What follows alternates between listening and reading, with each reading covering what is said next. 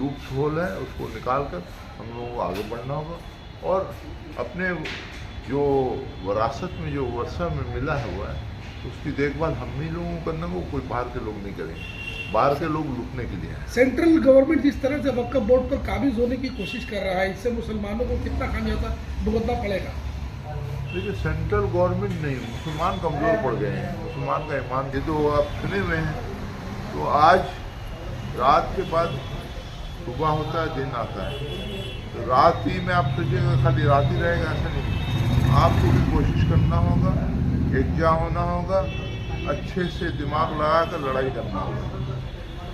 जंग जो जीता जाता है ब्रेन से, ताकत से नहीं। कि वो छीन ले, ये तो कभी छीन नहीं सकती। अल्लाह का जो अल्लाह के नाम से जिसने वक्फ किया है, जो जिस वाकिफ़ ने, उसको गवर्नमेंट कैसे हथिया सकती है? ये सरासर एक गलत मैसेज वो देना चाहती है। दूसरी चीज़ ये कि आप वक्फ काउंसिल में बतला रहे हैं कि गैर मुस्लिम भी आएंगे। अरे भाई, ये दिवत्तो प्रॉपर्टी में आप क्यों नहीं आप गैर हिंदू को शामिल करना चाहते हैं? नहीं कर सकते हैं आप नहीं कर सकते हैं। आप इस तरह की बात, ऑल फॉल बात क्यों कहना चाहते हैं?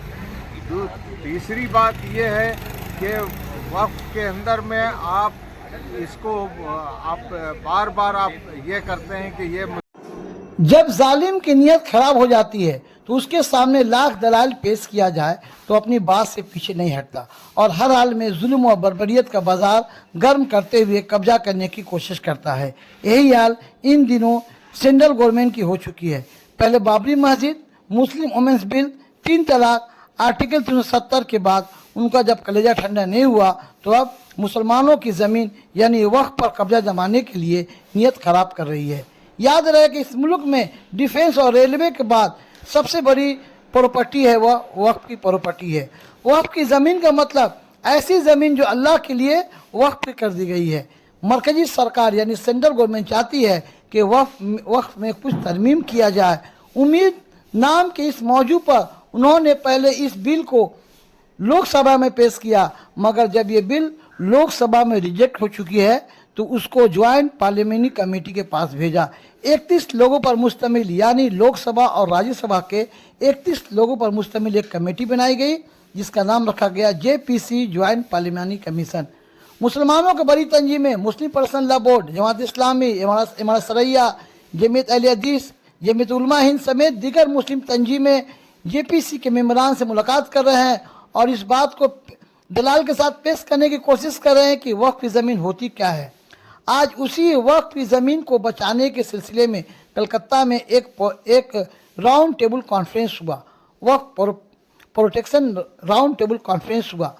इस कन्वेंशन में मौलाना फ़ाद रहमानी के अलावा मगरबी बंगाल वक्फ बोर्ड की CEO एहसान अली, मुफ्ती अबुल खैर, रियासती वज़रा फिराद हकीम, जावेद अहमद खान, माइनॉरिटी कमीशन के चेयरमैन अहमद हसन इमरान, तगड़ा खिलाफत कमेटी के जनरल सेक्रेटरी नासिर अहमद, मस्जिद नाखुदा के इमाम कारी मोहम्मद शफीक, कन्वीनर राफे सिद्दीकी, शऊद आलम, शोएब अहमद फैसल, गुलाम मोहम्मद, तारिक कशमुद्दीन, मौलाना अब्दुल रहमान जामी, गुलाम रब्बानी, नूर जहाँ शकील समेत मुसलमानों की बड़ी तंजीमों के नुमाइंदे, स्कॉलर्स, दानिश्वर हजरात मौजूद थे और वक्फ की प्रॉपर्टी को बचाने के लिए बातचीत किए। मैं साजिद परवेज, टाइम्स न्यूज़ 18 कोलकाता। मुसलमान अगर वो ऑफिसर भी हो तो खुद से कर दे। ये मिनिस्टर साहब ने खुद कहा और मैंने उनसे आज कहा कि बस यहीं पर रुक जाएंगे। अब सुनना होगा आपको मेरी, तो मैं बताता हूँ। डॉक्यूमेंट मेरे पास अभी भी है और उस वक्त भी था। उनको उंगली रख करके हमने दिखाया और समझाया। लेकिन अभी का जो ये कानून आया है उसमें 2-3 चीज है जो बेपनाह अहम और वक्त की कमी। मैं बहुत तेजी से बताऊंगा ताकि जहन में आप लोगों के आ जाए। पिछले 15-20 दिन से इसी से जूझ रहा हूँ तो रट गया। मैं जल्दी बता देता हूँ और आपको व्हाट्सएप भी कर दूंगा। जी। तो जैसे कि 3C2 प्रोविजियो इन्होंने इंक्लूड किया है कि डिस्ट्रिक्ट मैजिस्ट्रेट के पास आप जाएंगे और जाके सिर्फ एक एप्लीकेशन कोई देगा और मस्जिद आपकी बंद हो जाएगी अगर वो वक्त में रजिस्टर्ड नहीं है तो। इसका क्या मतलब है? बिहार का नंबर मेरे पास आ गया है। बिहार में कुल 861 कब्रिस्तान रजिस्टर्ड हैं। 9,000 वो कब्रिस्तान है जिनका गवर्नमेंट ने ही चारदीवारी कराई है अपने पैसे से, होंगे 20,000। इस 861 के अलावा किसी के खिलाफ एक भी एप्लीकेशन किसी ने भी दे दिया, वो कब्रिस्तान और वो मस्जिद बंद हो गई। अब उसका यूज नहीं हुआ, it will cease to exist as वक्फ, और उस वक्त तक नहीं होगा जब तक कि आप डीड लाइएगा नहीं। जैसा कि सुप्रीम कोर्ट ने कह दिया था कि जहांगीर ने सिग्नेचर जेल से कैसे किया, कुछ भी कोई भी पूछ सकता है, वक्त है, इसको समझ लिया जाए कि क्या आ रहा है आपके पास। क्योंकि आज मिनिस्टर साहब बैठे थे, कई मिनिस्टर्स, तो उन लोगों के जहन में ऐसा था कि आज सेटल करके उठेंगे, खैर वो तो न हो सका। सेक्शन 3C1 में इन्होंने कहा कि गवर्नमेंट की प्रॉपर्टी जो वक्फ हुई है, हमने किसी चीज को छोड़ा नहीं। पिछले 20 दिन से अमीर शरीयत 20-25 वकला, इमाम, आलिम बैठ करके लगातार इस पे काम कर रहे थे। 3C1 में बहुत प्यारी बात यह है, गवर्नमेंट की प्रॉपर्टी पहले अगर वक्फ हुई हो या बाद में वक्फ हुई हो तो वक्फ नहीं मानी जाएगी। एज मोमिन, एज मुसलमान आप क्या कहेंगे, ठीक है हम तुम्हारी जमीन क्यों लेंगे भाई। लेकिन आपको शायद मालूम नहीं है कि 1860 का कोलैटरल सर्वे जो है उसमें आपने लिखा, जो जमीन के बारे में लिखा, ये पब्लिक प्रॉपर्टी की तरह डिजिग्नेट हुआ। जब ये पब्लिक प्रॉपर्टी यानी कि फॉर जनरल यूज कब्रिस्तान की तरह, तो उसको एक टर्मिनोलॉजी यूज करते हैं, वो आम क्या कहते हैं वहां,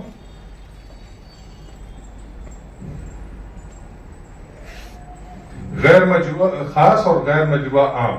जब गैर मजरूआ आम कहेंगे तो वहां पर ब्रैकेट में बिहार गवर्नमेंट डाल दिया हर जगह, क्योंकि उन्होंने देखा कि ये पब्लिक प्रॉपर्टी के लिए कोई भी यूज कर सकता है, किसी एक आदमी की मालिकाना हकूक नहीं, दो कि ये मुसलमान के। इसी को देख के गवर्नमेंट ऑफ बिहार ने 9,000 वक्त की कब्रिस्तान की घेराबंदी की है। अब इसको समझिए आप, ये 9,000 कब्रिस्तान जो कि गैर मजरूआ आम के तरह रजिस्टर्ड है, वो कहां जाएगा, जाहिर गवर्नमेंट के पास चला जाएगा। तो ये जो क्लेम है, ये जो शिक पैदा की गई अचानक इस बार 109 अमेंडमेंट में, वो शिक यही थी। बेनिफिट, ये जो कॉन्सेप्ट हो जाता है, इसे चेंज करना हमारे कौम के लिए बहुत जरूरी है, ये हम फील करते हैं। आगे आप लोग के यहाँ बैठेंगे, चर्चा चलेगा, मगर मैं फिर भी एक बार कहता हूँ, जो चेयरमैन साहब से कॉन्सेप्ट नोट निकाल के ये हम लोग डिस्ट्रीब्यूट कर लें तो हम लोग के लिए बहुत आसान हो जाएगा, समझना भी आसान हो जाएगा, और हम क्यों इसके अगेंस्ट में हैं ये भी समझना आसान हो जाएगा। बनना चाहिए, ठीक। मैं वज़ीर मोहतरम से गुजारिश करूंगा कि आप तशरीफ रखें। ये एक बड़ा मेमोरेंडम से इसको हम लोग यूसर्व करें, किस तरह से इसको हासिल करें, तो उनका ये एक मंशा चल रहा है, पॉलिसी चल रहा है, और वो इसको कानूनी शक्ल दे रहे हैं। जब ये कानूनी शक्ल दे रहेगा तो जाहिर सी बात है कि हमारा कहीं भी कोई मामला कहीं पर जाएगा, किसी कोर्ट में जाएगा, ट्रिब्यूनल में हो, वैसा कह रहे थे, हाई कोर्ट में हो, सुप्रीम कोर्ट में हो, तो कहीं नहीं कि जुडिशरी का भी वो रहता है कि वे कानूनी शक्ल कर लीजिए कि आप सेंट्रल गवर्नमेंट के मंत्री हो या क्या नाम है स्टेट गवर्नमेंट के मंत्री हो, या जो आपके हम लोग के क्या नाम एम्प्लॉयज जो हो, चाहे वो आपके हम कौम हो, आपके हमजात हो, या आपके क्या नाम है रिलीजन के हो, ये उम्मीद रखना कि वो आपके फेवर में करेंगे, उनकी भी मजबूरी होती है, कहीं ना कहीं वो अटक जाते हैं। लेकिन प्रेशर अगर आपका रहा और कानून के मुताबिक आप अगर चलते रहे ठीक से, तो इंशाल्लाह ये जरूर हम कहेंगे कि कामयाबी 100 आदमी से नहीं, एक आदमी से भी हो सकती है, अगर ठीक से अगर लड़ाई की जाए तो। लड़ना सीखना होगा, लड़ने का आर्ट सीखना होगा, और इसमें हम तो यही कहेंगे आप सबों से कि आज क्या नाम है वक्फ के बारे में जो आपने कहा, वक्फुल्लाह है और वक्फुल औलाद है, और भी बहुत से हैं चीजें। आप कानून को अच्छा से अपने वो किया, ये लगभग 90% तक हम लोगों ने ठीक किया। इस बार भी मैं शुक्रिया अदा करता हूं उनका कि उन्होंने वक्फ बिल लाया। ताकि हम और आप मिलकर के वक्त को अच्छे तरीके से बनाए। रही बात कागजात की जो उन्होंने कही, जब से मैं ज्वाइन किया हूँ हमारे यहाँ बहुत सी चीजें जो बोर्ड अप्रूव करती है, मैंने चेयरमैन साहब से अलग से अपने आप पर ऑथराइजेशन करवाया और ये कहा कि अगर किसी को भी मस्जिद बनाना है आप एक प्लान बनाइए, एक एस्टिमेट कीजिए और ये कह दीजिए कि भाई ये मस्जिद बनेगी हम लोग चंदे से बनाएंगे या हम अपने ओन फंड से बनाएंगे। विद इन 1 वीक हम उसको एनओसी देते हैं। कलकत्ते में काफी, मैं चूंकि कलकत्ते का हूँ, कुछ लोग हैं बुरा ना माने, हमारे मैंने घर को आग लगती है घर के चिराग से, हम लोग ने अपने आप को बर्बाद किया है। सांसद जो ने कहा वो हकीकत है कि हम लोग वक्त की बदहाली पर हम लोग खुद जिम्मेदार हैं। मैं आपको सिर्फ एक छोटा सा उदाहरण दूंगा। मैं दिल्ली एक बार गया था 1 साल पहले, एक वामसी पोर्टल है, उस पर क्या थ्रू दिस कंकरेंट लिस्ट क्या कोई एक्ट कर सकता है या नहीं, उस पर का अमेंडमेंट क्या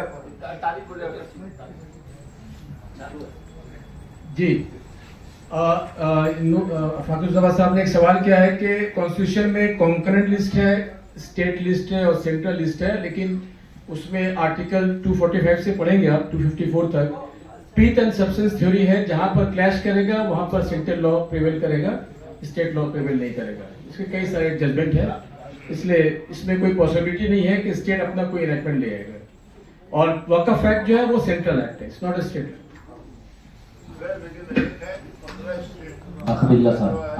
बात यह है कि जो 23 लोगों की कमेटी बनी है, पार्लियामेंट्री कमेटी, उनमें से हर एक को कन्विंस करके, ताकि उन्हीं की रिपोर्ट पर ये बात सब तय तमाम होगी। लिहाजा हम लोग जहां कॉन्फ्रेंस कर रहे हैं वहां हम अपने जो हमारे रहनुमा है, मैं उनसे गुजारिश करूंगा कि इन 23 लोगों से मिलकर उनको कन्विंस कर दें कि ये जो एक्ट आ रहा है वो न सिर्फ हम लोगों के लिए बल्कि पूरे हिंदुस्तान के लिए नुकसानदेह साबित होगा। शुक्रिया। जज़ाकल्लाह खैर। इसको जहन में रखा जाएगा कि जो आपने कहा है 23 नहीं 31 ম্যান টু ম্যান ম্যাপিং সাহেবের সঙ্গে শফিক কাশ্মীর সাহেবের সঙ্গে নেতৃত্বে এবং